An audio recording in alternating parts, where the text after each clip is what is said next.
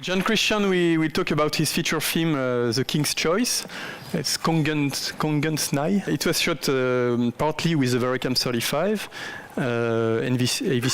recorded in AVC Intra. And the scene we will talk about was shot at 5000 ISO. And this is another good example of what we can do with this high sensitivity, and that you cannot do with some other cameras.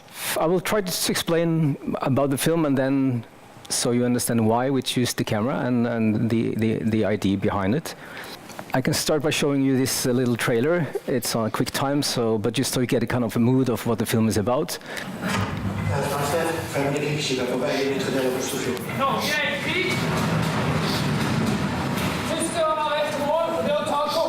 Overraskende? Du mener autotegnet var overraskende? Vår jobb blir å stoppe tyskerne. Er det forstått? Ja! Vi nødt til å stå sammen. Vi må få slutt på dette marerittet! Og du er så redd for å stå for. Du skal ikke kalle meg bange.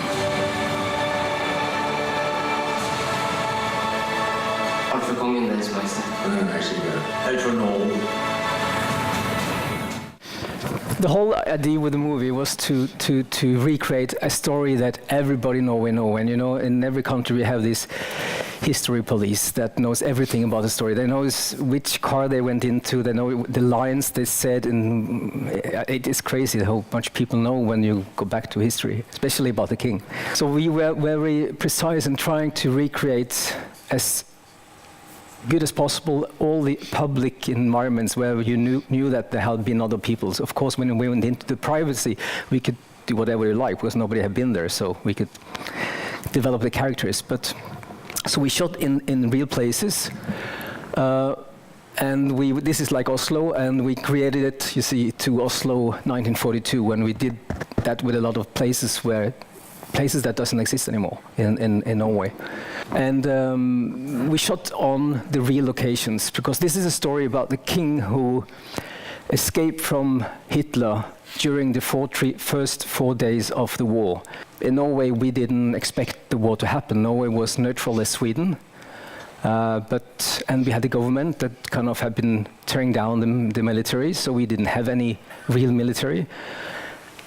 So during the night, they realized that, okay, we are in war. And they had to escape from the castle, and the government had to escape. Because there was a guy that didn't follow any orders, he managed to take down the biggest German boat at that time, the Blücher, before it came into Oslo. And because that was, I think, 3,000 people who went down with that boat. Because of that, the boat didn't reach the harbor, and it saved. It made it possible for the king and the government and our money, the gold, to escape from the city some hours before the Germans arrived. And this is their escape, and also because Hitler didn't want to negotiate with the government. He only wanted to negotiate with the king. So suddenly you have a king, and he had to make decisions on behalf of the government, and then you have to ask yourself, what is the government? What is a king in Norway? The king was elected by it was our first king in Norway, and it was elected by the people. So he was really the king of the people, and suddenly he was alone doing this decision. So it's about democracy and what you do in a situation like they have in the States at the moment. So we shot at this upper right. That's the real castle. We were the first to be allowed to shoot in the castle. The lower left, that's where the prince is still living. The prince was living there at that time. It was taken over by the Germans some days later. That's the train that they escaped in. Even the car they used was the car that we used, so it's all kind of one-to-one. When I make a movie, I try to be as open as possible in terms of what tools do I use. I'm trying to say that every script is a unique thing, and I'm trying to choose my tools to explore that story the best possible way. For this film, we knew that we were going to shoot handheld most of the film. I called it a reality show from 1940 because the director wanted it to be 360 handheld following actors for 10 minutes in one go. So the XT was the nicest, the best ARRI camera at that time to do RAW. So we used the XT for the VFX, but that was maybe some very few percentage of the movie, maybe 3, 4, 5%. And then the Amira for the handheld, running around with people. And then we knew that we had a very important night shoot of the film. And in that film, everybody who knows the story, they knows that the Norwegian soldiers who were a part of that, they were shocked when this, because they were, I mean, really amateurs against the professional German soldiers. These were young guys that just had some guns from the former century, and they had to stop the German soldiers to not be able to take the king. So they've been putting together some 100 people trying to block a road and then stop them. It was during the night, and the Germans were using, I always forget the word. Tracing bullets? Tracing bullets, and then also the light that you send it up, and it has an umbrella, and it works for some minutes, and you light up the area. The Norwegians had never seen that before, so it was written when we read the real story. They was kind of shocked about this light. It was like daylight suddenly. And then, okay, we have to recreate this. And of course, in a standard film situation, you can do that in many ways, with lights and a crane, and you can move your lights and things, but then you're stopping the production. Then you're doing one shot. And that, of course, would have been a normal shoot. But we wanted to shoot the whole war scene in 10 minutes in one go. That means you have to reuse the real stuff.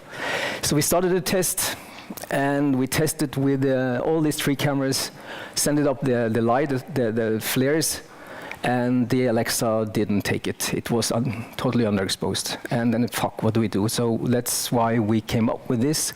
We saw that this camera was the only that could help us to tell the story how we wanted. So, yeah, it really made that part of the story possible. So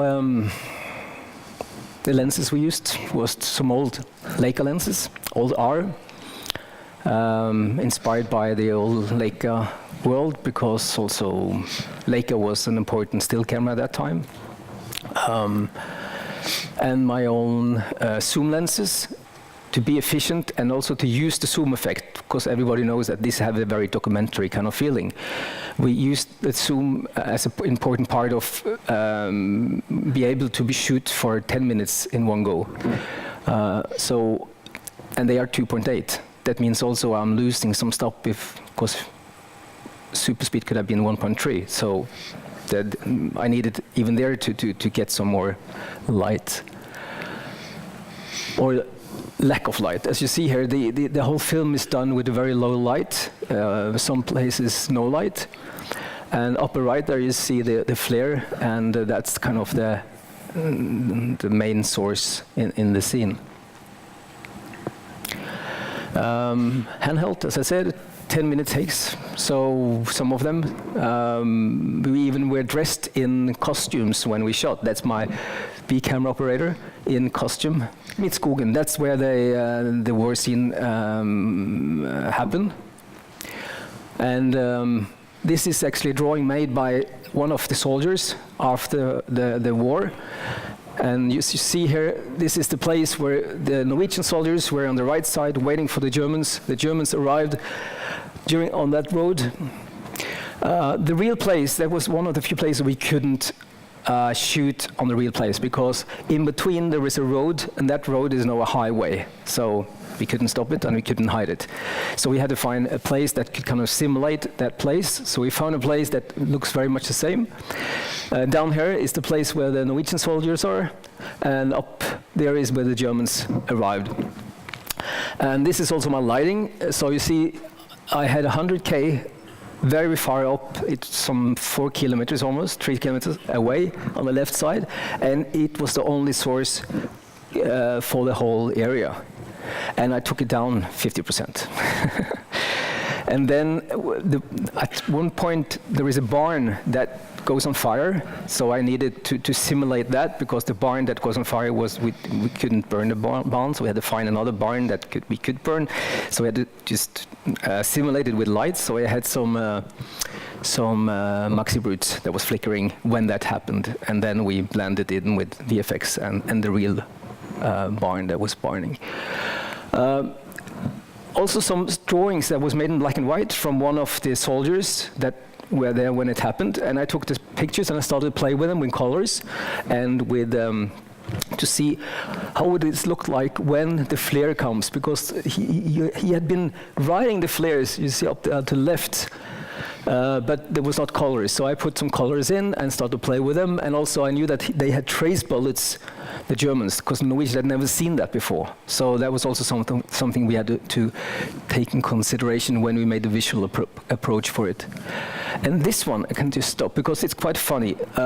This one is a test we did. It shows a little bit of how precise the documentary feeling that you think just is a very random thing is, because I did this with, this is my first AD, this is the director, and then we have the second assistant director and just people around, and I'm with my still camera, and we did a test for the whole thing. And I don't have to show you all, but when you will see the DCP, you will see that it's very much the same. This is the farm, this is in daytime though, but because the story is so precise, we knew exactly what was going to happen. We knew that on this corner, the guy that is our hero, he was actually on the set when we shot, he was 98. This guy, he was then at 16 or 17. And then they were blocking the road further on the left side. They had a Mithril machine gun, but it was very old, so it didn't work. On the left side, one of them worked, but the other one didn't work. And then it takes off in different directions. And then you see the German soldiers soon coming and so forth. Yeah, we can see the first DCP, then we can talk about what you did in post-production.